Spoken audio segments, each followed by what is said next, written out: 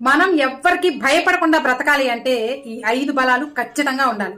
అందులో నెంబర్ 1 డబ్బు. ఇవి లేని వారు వీరు సంపాదించండి, ఉన్నవారు వీటిని జాగ్రత్తగా ఉంచుకోండి. నెంబర్ 2 ఆరోగ్యం.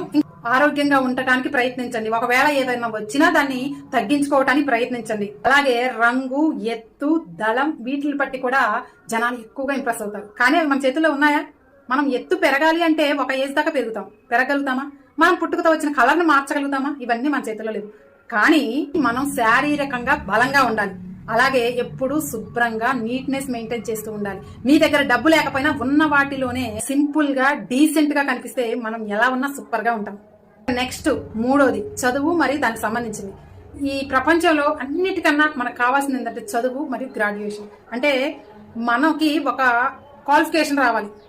ఇంగ్లీష్ లో కూడా మంచి పట్టు ఉండాలి. దాంతో పాటు మీకు వీలుగా ఉంటే హిందీ కూడా వచ్చి ఉండాలి. ఈ 2 లాంగ్వేజెస్ వచ్చే ఉంటే చాలు, తెలుగు ఆటోమేటిక్